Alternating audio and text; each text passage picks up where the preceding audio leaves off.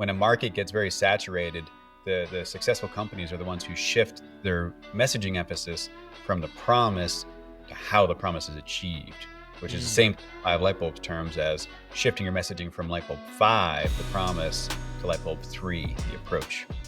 Hey, I'm Joe Fier, and welcome to the Hustle and Flowchart podcast. This is where we talk all about building businesses so they give you the freedom and fuel for your life. I'm not here to help you build $1 billion business, but I am here to help you create a business with systems that work for you so you can make more money than you need just by working part-time. You know, I was a chronic hustle mode kind of guy, and I want to share my experiences and mentors I've met along the way to help you reframe things to be the most effective as an entrepreneur.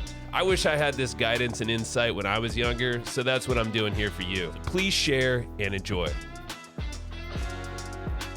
Your sales software shouldn't be a bummer, and when you step inside your CRM, you should actually feel equipped to do your best work. It's kind of like being in the pilot seat by having all the easy-to-use controls. Well, that's what HubSpot's doing with the new Sales Hub. It's all designed to have you win quarter over quarter, year over year, all the way from the intuitive prospecting workspace using AI-powered tools. The point is to reduce your workflow, all the work on managing leads, the follow-ups, basically making closing deals a no big deal at all. So this is how you can wrangle your day-to-day tasks using a seamless platform that basically navigates all the contacts, calls, analytics, all in one spot. ChatSpot is also the AI-powered tool that helps you personalize a lot of things in your CRM. It's basically like little assistants working for you. You just got to prompt it, and basically it pulls up a contact, sums up different sales, or researches your competitors. It helps you automate a lot of things during the sales pipeline so your team or yourself can take your time back. And the whole point is to make this easier and more effective for you. So this is the time for you to close more deals and get you on track for your best Q1 yet. Learn more about HubSpot Sales Hub over at hubspot.com/sales. All right, Billy, we're making it happen. It's been years since we've chatted, man. And we were collaborating on a business for a while with our mutual buddy, Brad Costanzo. But it's great to have you here, man, because I want to dive into what you've been working on lately with the copywriting and all that. How you doing? Thanks, Joe. Yeah, it's good to reconnect. Yeah, we got quite the backstory. I'm just glad that we're coming back around and going to talk some marketing and talk some copywriting. So I appreciate you having me and love what you're doing with this podcast.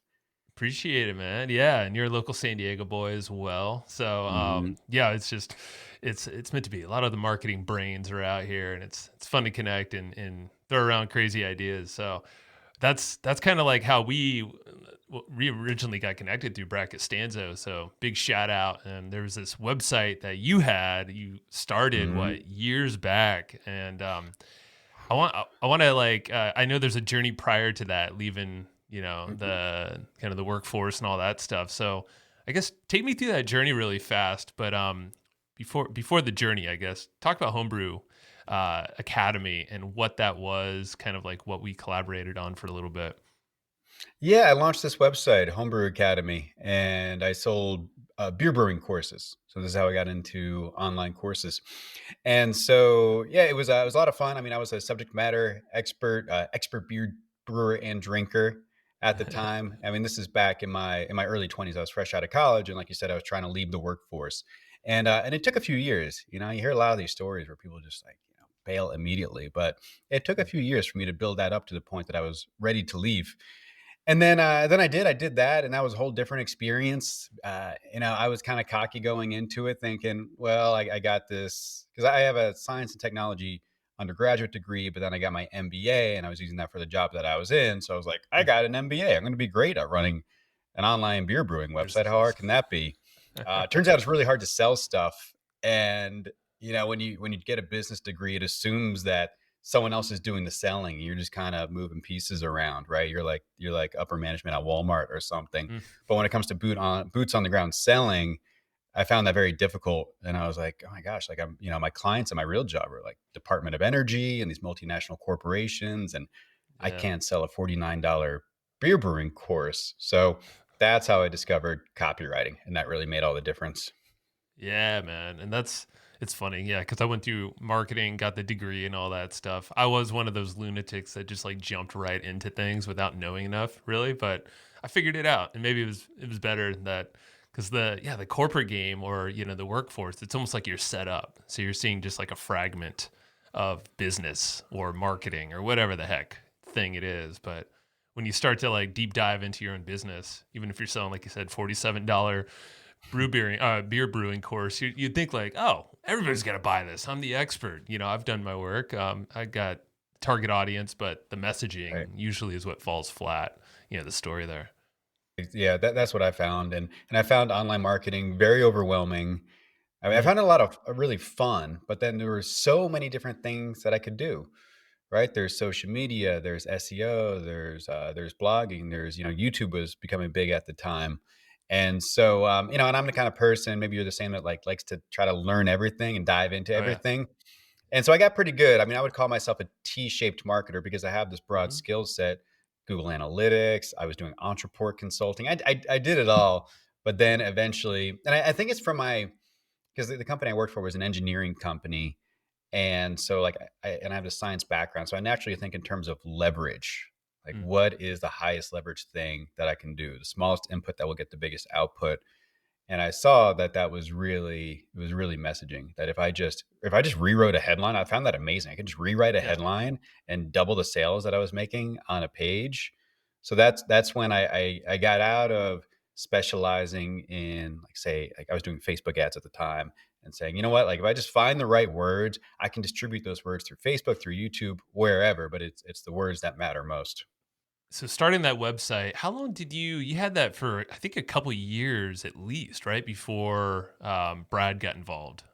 Oh yeah, yeah. I started in 2010, and then I left my Oh, job in 10. 2014. So it took about 4 years to build that up to the point that I could leave that job, and Yeah. then I sold it to Brad in 2017. Yeah. I mean, that's a lot of years slugging along, but obviously it's a passionate thing you had, beer brewing. I did the same kind of thing back in the day, just never made a business out of it. Um, but it was fun working together on it. But I remember, yeah, messaging. So I kind of want to go back to like, what are some of the, obviously it was really difficult if you can't sell any products. So what Mm. was there a light bulb moment, no pun intended here, for you, when it came to like maybe the first sale or a couple of sales for that website? Yeah, I started out selling courses kind of the way that anybody would, in more of an academic way, like if they were college courses. So I had Mm, Beer Brewing 101, right? yeah, yeah, Introduction to beer brewing and things like that. And those did okay, but I had a big aha when I really learned more about customer research and listening to people, and being really customer driven. So rather than saying mm, this is the course that I want to sell, asking the question, well, what do people want to buy? And I remember doing these customer interviews, and the way that I do them is I have people, because people can't really tell you what they want, right? yeah. So what I do is I have them tell me a story and walk me through maybe a cycle of their life. In this case, it was a cycle of beer brewing. And one thing I kept hearing was that they would always tweak their recipes, these beer brewers. So they would take a recipe off the internet, but then they would add in some oak chips or some chocolate or something like that. And I would ask why they would do that, and they would always say the same thing. It came down to the same phrase where they would say, "Well, I wanted to create something I could really call my own." Mm, And that's where I said, okay. That's what they're really after. Because it's not about so much, if a novice copywriter were to come in and write copy for my business, they would write a headline about how good the beer tasted, mm, right? Like, brew mhm. beer so good that it just blows people away. But the best copywriting is really subtle. The best promises are very subtle. And so it wasn't brew the best tasting beer. The winning headline and product was brew a beer you can call your own. Yeah. And so it's about that moment that the home brewer, they have a buddy over, maybe Joe, you're at my house, and I'm like, oh man, I got this new batch you got to try. And I go to my kegerator and I pour a glass for you. You take a sip and you go, oh my gosh, where'd you get this recipe from? And my response is not, oh, I got it off some guy on the internet. My response is, I came up with it. Man, that's so applicable to everything too. Like we want that sense of ownership, that feeling like, oh, this is made for me, or I can make it myself. I have control in a way.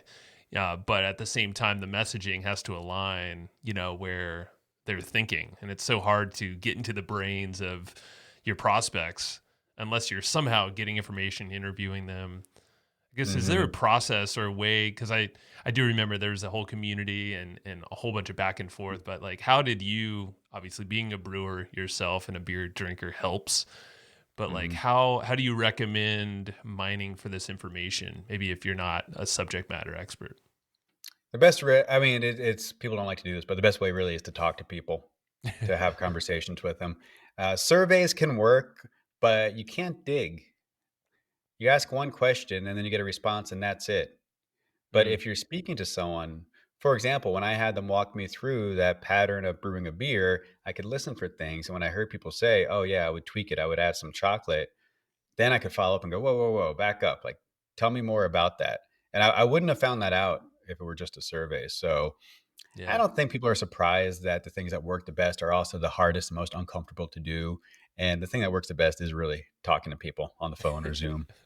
Go figure. Yeah, yeah. I Yeah. mean, like, because that's what I've noticed as well is like you start to notice these little words that, yeah, in the written, the whole survey thing, people have to write and think. It's almost like speaking. You get more of the true emotion or the feelings that people might have, and then when you hone in on a specific word or phrase that they might use a couple times often, it kind of comes up. It's like, ooh, write that one down. It's like, this is how I Yeah. kind of think about it. It's like, oh, that could be something used in copy or to initiate some kind of thinking or something, like an anchor from what actually matters to them. Yeah, yeah, exactly. And then yeah, like you can anchor it or you can anchor everything to that, or the way I think about it is that becomes your North Star, right? So Ooh, excuse me. So with this promise of brew a beer you can really call your own, I can then orient the entire. So I created a course around it, and I oriented the entire course around that promise. Whereas I would have done it differently if the course were about brewing the best tasting beer. For mm, example, one of the bonuses was I partnered up with a company that made beer labels, custom beer labels, and I got my mm, students a discount on those beer labels. Because if the thing you really want is to brew your own beer, your own recipe, then you want to have custom beer labels too. yeah. So everything then moves in the direction of that ultimate promise. I like it. Yeah, that it's the North Star. Okay. I like that. So that's the starting point. And I would assume, I mean, you start everywhere with the North Star. It's kind of like the vision. It's like now everything can Mhm. kind of assemble below that. It's like our brains can Yeah. go wild, a little bit on how to fulfill. And I found in like studying copywriting more and other entrepreneurs that this is a thing. This works. That this idea of these subtle shifts in your promise. I remember one from Ramit Sethi. I'm sure you're Hmm. well aware of, and he had one where he had a promise for one of his courses. It was like to leave your job, but it wasn't quite that. It was make $1,000 on the side. Yeah. Like achievable. Yeah, it wasn't like say like a lot of people were saying, "Oh yeah, screw the 9 to 5, say f you to your boss and leave." He was saying, "No, you can keep your job, but you'll have the option to leave it if you want." And that's Mm. another example of one of these subtle shifts in your promise that just makes a world of difference. And then, like he did, he assembled everything underneath that promise. Yeah. Yeah. I like that. Yeah. It's very achievable. Yeah. I mean, you did the same, I know, with Homebrew Academy. And Mm. yeah, I guess, yeah, if you can make it your own, inherently you have a feeling like, oh, I can do this. I can literally make this thing myself. I just got to follow I guess, the process, and then I can tweak it from there to my liking. Right. Yeah. And this is why I said earlier that I look for leverage, and the highest leverage thing that I've found is messaging. And hopefully, your listeners now, after these hearing these examples, know what I mean by that. It's these Yeah. subtle shifts where I could pour a ton of effort into running Facebook ads for that old promise for the beer brewing course, and just tweaking the promise is going to make the Facebook ads and everything else that I'm doing work better. So I'm always going upstream to find what's highest leverage, and then let it everything trickle downstream. I like it. Well, how about this? Without me asking a bunch of random questions around the model and everything, because I know you have a whole copywriting model, and this is what you specialize in anyway. And it feels like, yeah, you cut your teeth in the brewing space, which what I found, working with them, and I know a bunch of brewers myself. It's like they can be very finicky, very specific, very, Right. it can be a tough market. So the fact that you like Right. perfected it in this space, I mean, yeah, it's wild. So Yeah, I don't in know if this I sector. perfected it, but I made some headway in it and had some success with it. Yeah, it was a tough market. It was kind of a relief actually because I mean, it was just a stepping stone. I didn't want to be the beer guy my whole life. I wouldn't Hmm. say I'm like a natural born entrepreneur, but I definitely have that itch and wanted to do my own thing. So when I was running that site, I started to meet all these other online entrepreneurs similar to myself, but with even bigger sites than what I had. Yet I could use what I knew about marketing, messaging, copywriting to help them. And then that became the new thing. And then eventually my interest waned in the homebrewing site. That's when I sold it to Brad and that Hmm. led me to what I do now, which is I've been the behind the scenes marketing guy to a lot of big name entrepreneurs, and just in the past few years have developed this framework that you referenced, the 5 Lightbulbs, which is my messaging copywriting framework. So I'm now kind of coming out from behind the scenes and running programs and teaching and consulting on that framework.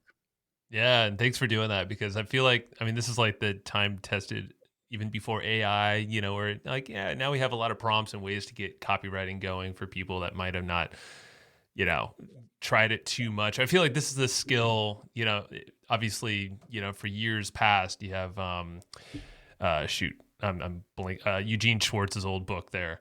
It's like the copywriting manual. Oh, is it back? Yeah, it is. In the background, yeah. There it is, breakthrough advertising. Yeah, Yeah. looking at it, I'm like, oh, that's the title. So I mean, like all the way from there, there's so many principles, and then now we have all these tools like AI and all that. But again, we need the framework, the structure in between, because anyone can learn copywriting. And I'm kind of setting you up a little bit, but it's like I'm talking to Mm, myself or talking to an engineer like yourself, mm. where it's like yeah, maybe the persuasive writing doesn't really come too natural, but I feel like when you understand a framework, then it's like everything starts falling into place. Yeah, it's a good way to put it, and I found that, and I can walk through the framework if you'd like for your listeners. We can go That'd through be it pretty great. quick, but Yeah. yeah. So what it does, yeah. So we'll go into it. So it's called the 5 Light Bulbs, and it's a messaging framework. And again, this idea of leverage, it's very high leverage. Where even if you're not a professional copywriter, you know that if you just check these 5 boxes, or you just, as we say, give voice to these light bulbs, then you're going to be in pretty good shape. You're probably gonna have Okay. some wordsmithing you need to do, like the writery stuff down the road. But if you just hit these points, like you'll be most of the way there. So, Sweet. and it's very visual. I'm a very visual thinker, so I hired a really top notch illustrator to create a whole world for this thing. It's kind of Ooh. crazy. We got a bear, we got an owl, we got a bridge. So definitely go to 5lightbulbs.com to see the visuals. The whole framework is right there. But to walk you through it, Cool. light bulb one. So this represents your customer's status quo, or what we often call their unacceptable status Mm, quo. You mentioned Eugene Schwartz. He was a big inspiration for my work. And he talks about this idea of you can't create demand, you can only channel it. So that's why I call it their unacceptable status quo. Like there has to be existing demand there. And mm, that's what Level One represents. It's where they are with their problem. And what you want to do is give voice to that problem. You want to use the word you. It's one of the most powerful words in copywriting. Whereas you go to a lot of websites and it's the opposite of that. It's we, I, me. We've won these yeah. awards. So if you check this box, you give a voice to the customer's problems and really show empathy. I mean, it's not about twisting the knife. It's saying, hey, I see you and I hear you and I understand you. And in many cases, you might say, that really sucks, that situation that you're in. Yeah. That's how you get off the ground and you make that prospect say, oh, well, this person, they seem to really understand me and they're talking to me, not at me. Let me hear more. So it's like an awareness of the situation. You know what they're feeling, or at least a general sense of the situation they're in, and you Mm. could likely relate to it, but at least you're communicating that up front to them. Yeah, you have to. And I mean, I've thought about writing a book like the 5 Light Bulbs for relationships because it's just communication at the end of the day, right? And I Yeah. know, being married for pretty newly married for a couple of years now, being a consultant, there are many times where my wife walks in the door and she's had a bad day, and I just want to solve her problem. But that Mm. is not the right thing to do. I'm sure you know this. Maybe you learned Oh this lesson yeah. the hard way too. What do you want to do? You want to acknowledge your spouse's problem. Yeah. And sometimes the best thing you can say is just, honey, that sucks. Yep. Empathy. That's right, man. Mhm. They want to be heard. Everyone wants to be heard and know that they're in the right place. So, and I've always noticed, yeah, when you start saying you or the right things and start nodding, and especially if you're doing some, if you're testing this on folks or at least trying to mine some information, if you're doing Zoom calls or chatting with your spouse, your partner, um, try it out. Yeah, because it's, Yeah. not in a weird way, but it's like, yeah, it's good training. That's the big takeaway from this episode. Use light bulb 1 on your spouse. I promise you, report back to me with your results. I promise it will go over well. Sometimes it's fake it till Or you make else. it, right? Right. Yeah. That's good. I like it. So then you have the person's attention. They're saying, okay, well, I'm going to listen to hear more. But you have to ask yourself the question, am I the only game in town? Am I the only option that this person has to solve their problem? And of course, the answer is no. As much as we like to think that we're the only option, there are thousands of other options out there. Everything from direct competitors to maybe more outside the box or ways that you hadn't thought about that your prospect might be considering to solve the Mm, problem. And what you don't want to do is just put blinders on and ignore those other options or other bridges, as you'll see in the visuals. What you want to do is speak to them and not in a way. And look, marketing is one of those things that can easily be used for bad or for good. And right. like we definitely promote an honest and ethical way of doing this.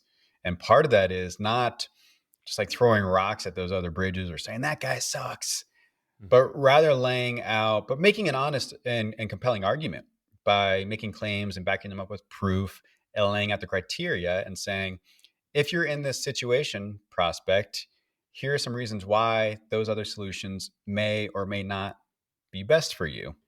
And when you do that, you get, again, a lot more buy in from your prospect. And what you're really doing is you're sort of a buyer's coach. You're coaching them on how to become a better buyer, a better shopper of products like yours. I like that. A coach. I think that's a good reframe as well. You're not talking at them. It's not a sales pitch as much as more of it's a enrollment conversation or something that it's a coaching type of feeling. So it feels comfortable and it should to your prospect. Yeah, and this is again, Eugene Schwartz has talked a lot about this. I found that the really great copywriters, they're not so big on making these big hypey promises. They're much more about making claims and backing them up with proof and making Hmm. strong arguments. He was that way. Schwartz, Gary Bencivenga has a quote about that where he says that I always built my clients' arguments, marketing pieces based on the strongest proof elements. So you almost want to be more like a lawyer in the courtroom making an argument rather than like an infomercial guy or a hype man. Yeah. Yeah. Definitive proof, something that stands on its own, separate from you, that you can call out. It's like, I'd imagine that just builds trust because you're not ignoring the fact that this thing exists or these competitors might exist out there. Right. You're just kind of putting it all out there on the stage for them. Right. Yeah. Yeah. It's like that quote: "If you have a skeleton in the closet, take him out and make him dance." Yeah. There you go. I like it. Yeah. Yeah. Yeah.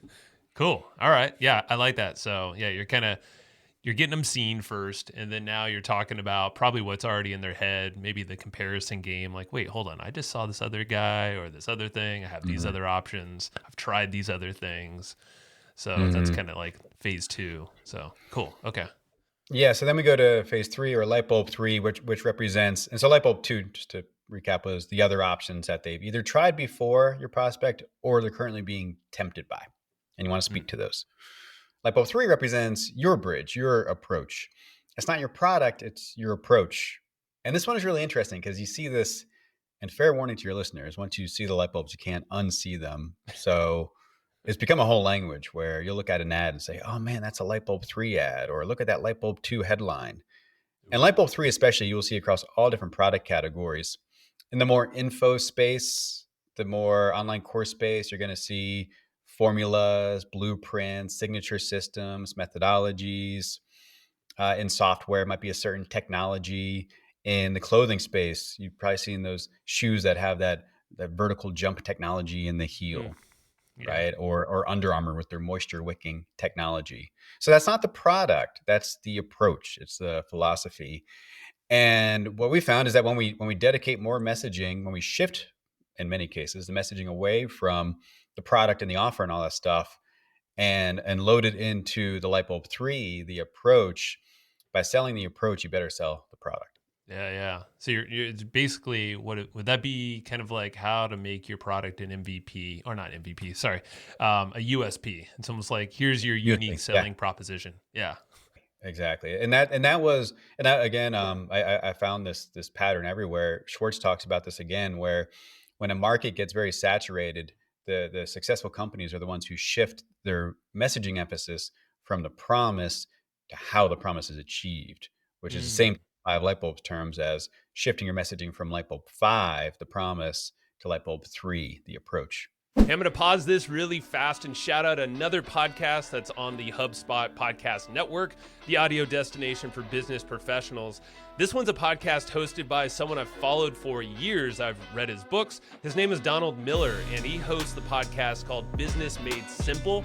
The whole premise there with that show is that it helps take the mystery out of growing your business. And one of the recent episodes is one with Alex Hermosi, someone else I've followed for years now.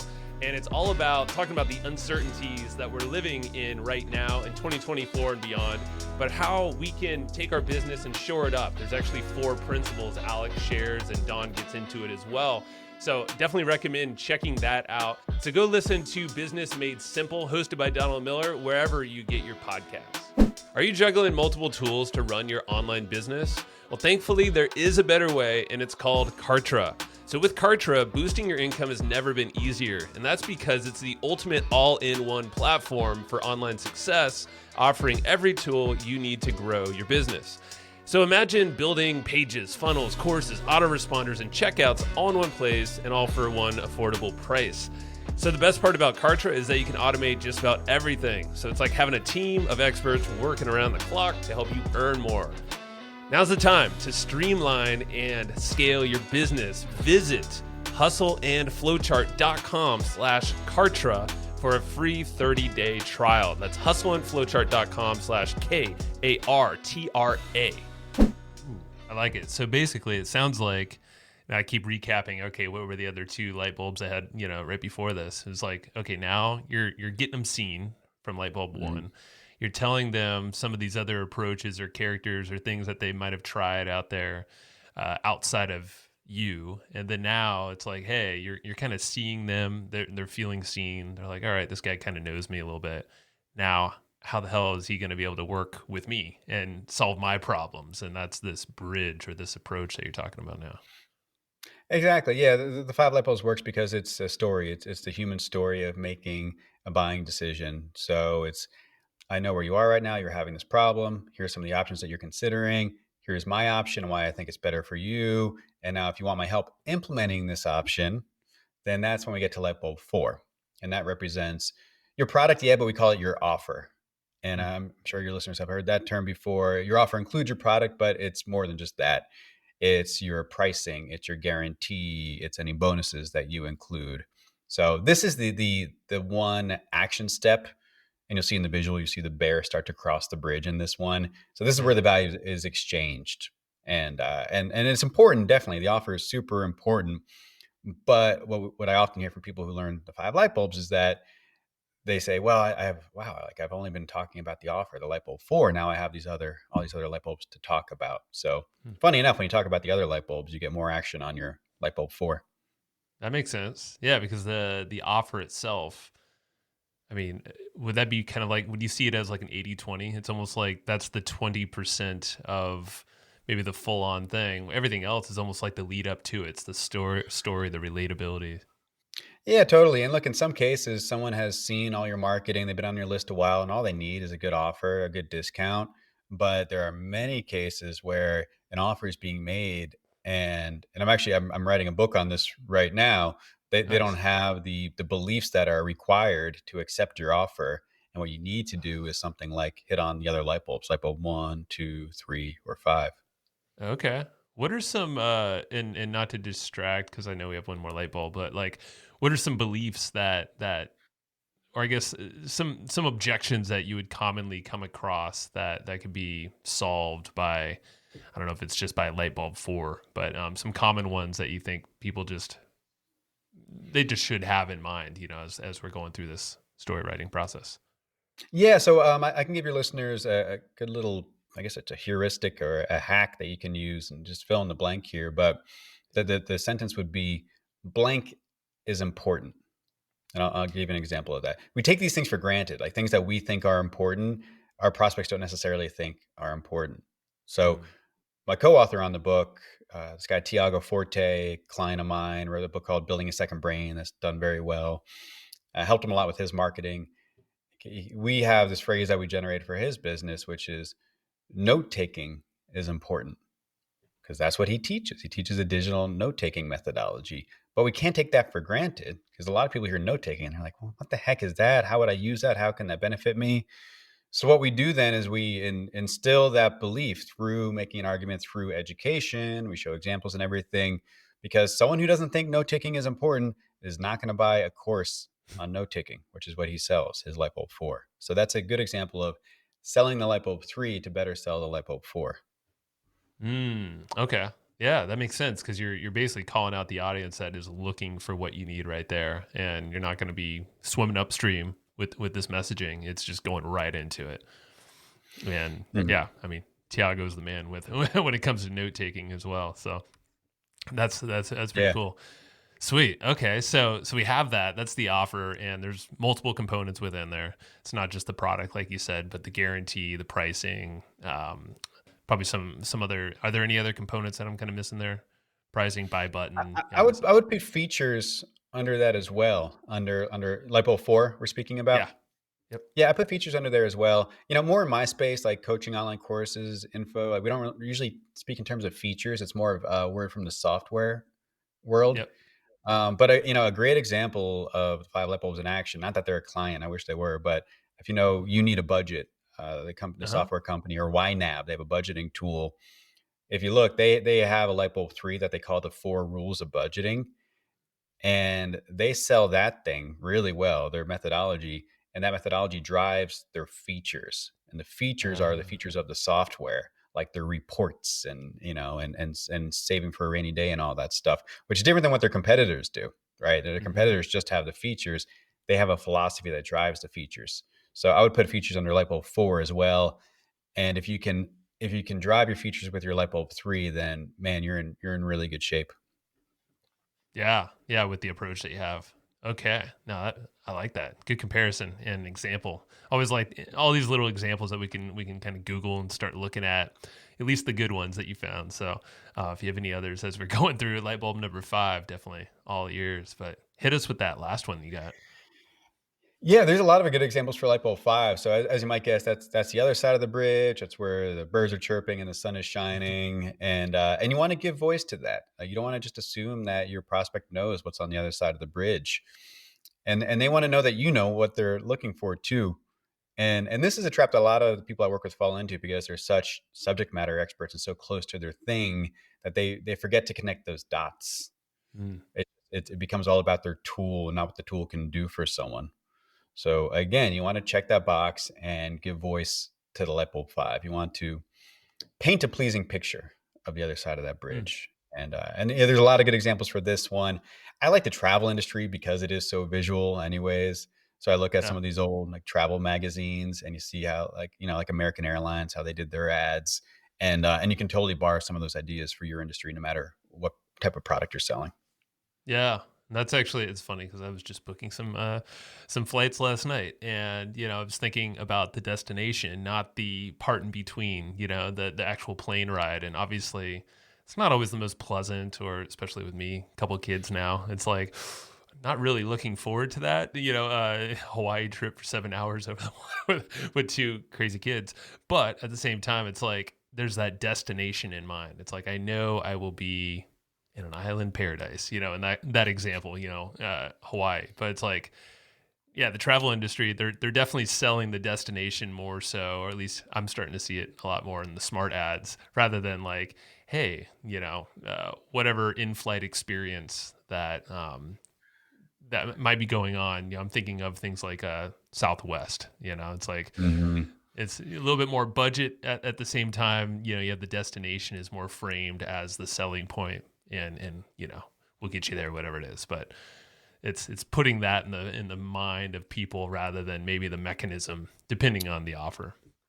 Yeah, I have 2 crazy kids too, and we just flew to Mexico for the holidays, and yeah, the whole time on the plane, I just had light bulb 5 in my head. I'm just thinking about the beach and margaritas, There you so go. yeah, that's it's a great metaphor and also a good place to look for examples of this stuff too, and throw 'em into your swipe file. I definitely recommend, and if you go to the 5 light bulbs too, you'll see some examples there, and, yeah, Mm. start a swipe file around this stuff because it really helps inspire you.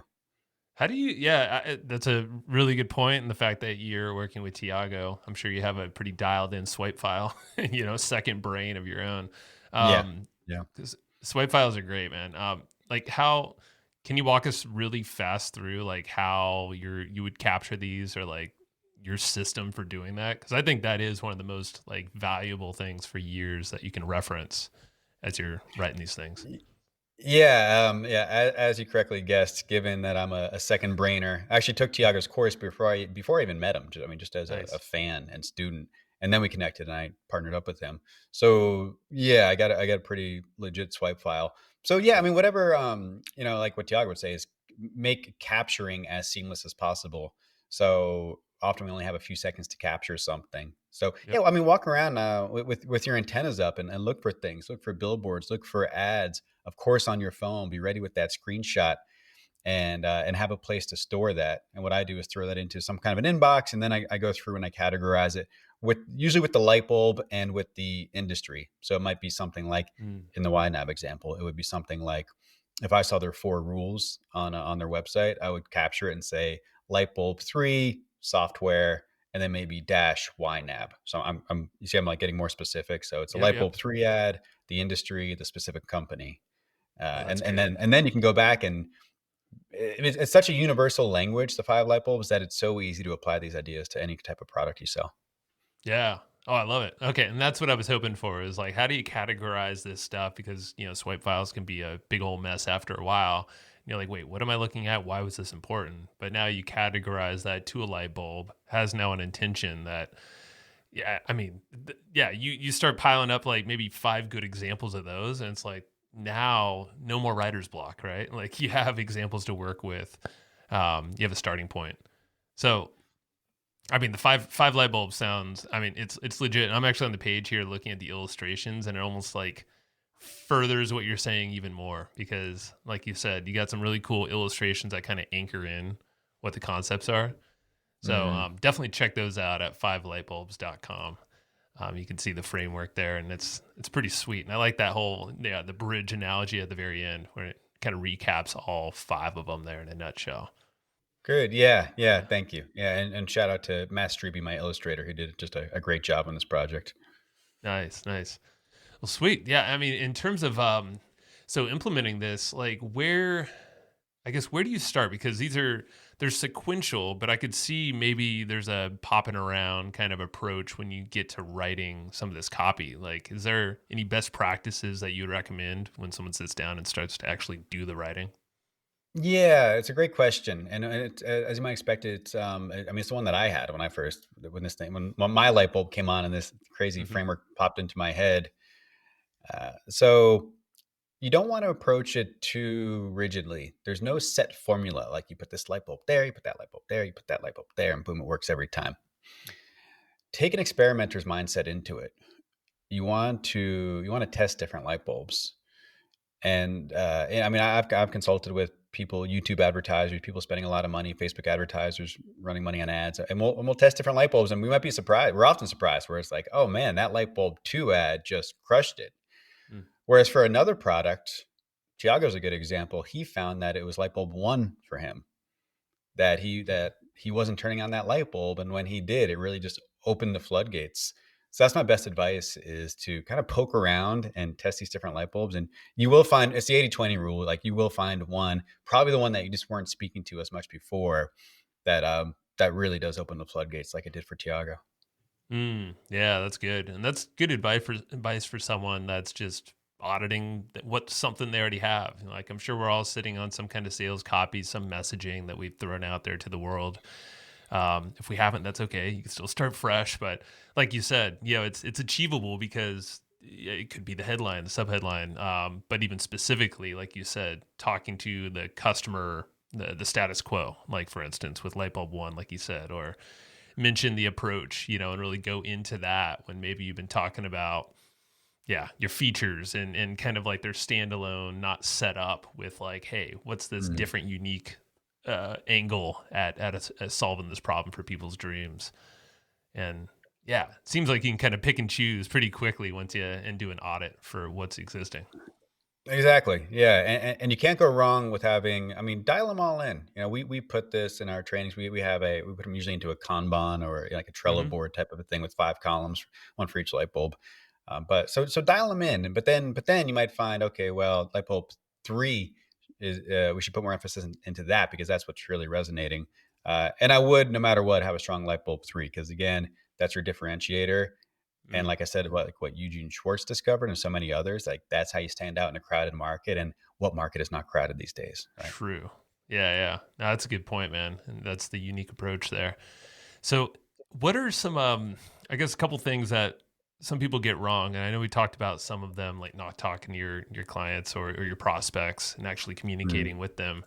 Are there any things that are like glaringly like common? Because now you're consulting with a lot of people. You've obviously, I'm sure you're looking at a lot of existing copy with your clients and optimizing that too.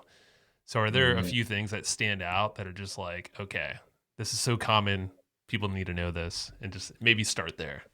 Yeah, I can think of 2 or 3 things. So one, kind of what I said earlier, claims and proof. So Hmm. it's not all about just making big promises, but uh, have an argument. Like have a stance that you take and argue for something, and make those claims and back them up with proof. If you're Tiago, make claims, make an argument for note taking and why it can really help someone before you go and you pitch your course on note taking. So that's a big one, and it's a fundamental, but I'm big on fundamentals. I'm not like a shiny object, like new software kind of guy. I'm like more old school. So go back to those Good. fundamentals like that. Study rhetoric, like that's really what copywriting is. I studied like Aristotle, and all these people who wrote about these things long ago, but their teachings have largely been forgotten. And so claims and proof, that's one of them. And storytelling is another, and that's just it's such a great way to connect with someone. And the 5 light bulbs itself is a story. Yeah. So by using that, you kind of it's sort of a cheat code because you naturally your copy, if you use the light bulbs, will naturally take on this storytelling element. So definitely recommend you lean into storytelling. Yeah, it kind of has that hero's journey esque to it, different, because it's Mm, highlighting specifically, like on a copy side, like what you should really nail on. But yeah, in that kind of order, it's taking people on a journey, and that's what it's all about. And what I take away from it is paint the picture of where they want to go, yeah, and make that vividly in their minds that you understand that, along this mm. journey. It's almost like maybe not leave it all the way to the end, to show them the green grass and the rolling hills and all that. Well, yeah, I mean, so something, this is going to sound, a lot of like marketing experts listening to this are going to get mad, but I'm not big on customer research, and let me qualify that. Here's the problem: is that one phrase that I say so often when I'm working with clients or people in our programs is I'll interview them and surface their light bulbs, and then I'll compare that to what's on the website, and I'll say, "Well, why aren't you saying that?" And so a lot of marketing experts will come into an engagement and say, well, the first thing we got to do is customer research and we got to line up these customer calls and talk to customers and all this stuff. Mm. But what I found is that, but that's often like, you have an expertise and you tend to just be in that box and you're not displaying empathy, right? And Yeah. these entrepreneurs, like they're busy. They got to get campaigns out there. They don't always have time to hop on 20 customer research calls. So if they have knowledge that should be on the website already, why go do more calls?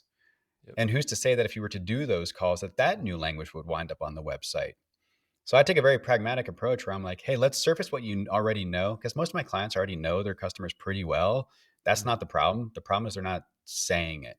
So I would Yeah. start there and make sure what's on your website or wherever that shows up, right? Your emails, your ads matches what you already know. And then from there, say, okay, well, do we need to go back and do additional customer research? But oftentimes you can get pretty far and frankly make a lot of money before you have to do more calls. That's a good point. I like that. Yeah, and I'm happy you said that because it's a lot more actionable. I know a lot of entrepreneurs, we suck at homework and doing like this nitty-gritty stuff that feels tedious. It's like we want to move, like we want to put something new out there. And if we have, which most of us know enough of what we're doing or trying to do and probably tested a lot of stuff and failed and got feedback that way. It's like, well, great. Mhm. Let's package that up and verbalize it a little bit. And on that note, like, are there any mechanisms or processes, like you said, interviewing your clients, but like, let's say Mhm. someone's just listening and trying to do this themselves. Like, is there a way to extract that stuff out of their brain that maybe isn't typing? Because I feel like there's like a disconnect, from what Mhm. they know to typing. Maybe it's a verbal approach. I don't know. Well, I'm filling in the 5 light bulbs is a great place to start, and just going through and saying, okay, for the way you want to approach it is the way we approach it is we run an offer through it. So we'll say, okay, like what is my product? And then what are the light bulbs for it? First, who is the customer? And then what are those light bulbs? So that's where I would start, is by asking, well, what is the light bulb one? What's the light bulb two, three, four, and five? Yeah. And yeah, if you weren't ready to hop on calls yet, you could find a lot just by listening on social media. Or for me, back in the day, it was the home beer brewing forums, where I mean, Mm. people are pretty. The good thing is people are, like, for better or for worse, very transparent online. So like Oh you yeah. can find people who aren't holding back. That's for sure. Yeah. Reddit's really good for that too, if you want to get real on a Reddit, topic. totally, Yeah. totally, yeah. Sweet. Yeah, I like it, Billy. Yeah, and because it's just asking questions, follow the light bulb, ask questions, fill in the blanks, maybe record yourself. There's all these tools. There's one called the Oasis that I've been using, where it's Mm, you can talk into it, but it'll capture your voice, but it can even help augment that and your ideas a little bit further. So that's just kind of like a I tool like I've been it. using for using visual or speaking it out rather than trying to slug through a whole bunch of writing. Just Mm, depends on your modality, I guess. So, totally. how, Billy, like, what other resources? Like, obviously, we mentioned breakthrough advertising. I think that's great. Mhm. Actually, like shout out that, and then let's tell people where they can go dive in deeper with you, because I know you have some programs you work with people when you're not so busy. Because I know you're slammed and working with some top notch clients too. Yeah, and I've been transitioning more, and I've kind of gone top down from consulting into more my own programs. So we just came out. So we have an online course if you want to go through the marketing methodology that I use, which of course uses the 5 light bulbs. We have that. That's on 5lightbulbs.com. Also, if you go to that website, you can get on my newsletter. I like the light bulb thing, so it's called Billy's Monday Light Bulb. It's my weekly Monday marketing newsletter. And please reach out, say hello. Love to connect with everyone. And I know this marketing thing is hard. I'm not a natural marketer. Like I said, I have a science engineering background, and so it's always going to be hard. But it can be simple, which is different than easy, of course, right? Hmm. And the 5 light bulbs makes it simpler. Which hey, Yeah. who doesn't want marketing to be simpler? That's right. Yeah, and there's skills, and skills are learnable. It just takes focus and time and repetition. Yeah. Um, Hmm. is there another? I'm just thinking of books or some other resource, that you find yourself referring to. We mentioned breakthrough advertising. That's one of those classics. Is there another related copywriting book or storytelling uh, book that you can reference here? Yeah, one of them I just recommended to my newsletter recently. Sadly, the author was a friend and mentor, just passed away. A guy named Mark Golston, and he Mm, has a great book called a best-selling book called Just Listen. Mark is a psychiatrist, FBI hostage negotiator, suicide prevention specialist. When I think of Lightbulb One, empathy, I really think of Mark. So it's not a marketing book, but it is a marketing book, if you know what I mean. So definitely read Just Listen by Mark Golston. Colson. All right, I'll pick that up. Sounds perfect. I mean, let's be honest. We're all communicating. That's all this is, and it's not like that's all it is. That's literally the human experience. So, you nail the empathy part, and kind of storytelling and really talking with someone. I feel like you said, business gets easier. It's all kind of rooted in copywriting and messaging anyway, on or offline. Doesn't matter what modality. Um, AI will be around, but we're still humans, so we got to perfect this and be able to connect with others. So, Well, amen. Yeah, and that's always the risk, is that when you have something like shiny new technology, which There's a new one every day. You have to ask, Mm. well, what are we forgetting, or what are we drawing our attention away from? And from what I've seen, we're drawing it away from the human element, which is the most important thing. Mm. So yeah, when everyone is zigging, you should zag. And right now, zagging is going away from technology and back to the human. And Yeah. Mark's work, starting with his book, is a great place to do that. Nice, man. Well, cool. Well, Billy, appreciate it, man, and showing your framework and going deep in on it. Go to 5lightbulbs.com. Go join the newsletter, all that fun stuff. Follow Billy around because Yeah. he's working with the best of the best. So thank you, my man. And yeah, are you still drinking actually beer? Like, is there a go-to beer? I mean, I don't know why I didn't ask Well, this earlier. I turned 40 this year, so I've cut back on the craft beer. I've gotten a little bit Same, I back to have the to. light stuff. It adds up, man. Especially being here in San Diego where we are. Those big IPAs go right to the belly. Right. But yeah, so I'm a big fan. I really like German beers. And so if Okay. you can find like a good German Hefeweizen, I mean, they've been brewing. Like there's this one brewery that's been around since the year like 1080. I think that's Mm. right. The oldest brewery in the world. So, you dial in a recipe over that many years. So yeah, All right. All again, right. when everyone's zigging, you zag, everyone's drinking IPAs, drink some German Weiss beer. I was hoping you would do something like that because, yeah, at least on the West Coast out here, it's everything IPA, but Drives me crazy. I'm sure it does. We won't go there now. All right, Billy, man. I appreciate you so much, and let's do this again soon. Thanks, Joe. Really appreciate it. Take it easy. All right, all right. That's what I got for you today. And remember, it's not all about living to work.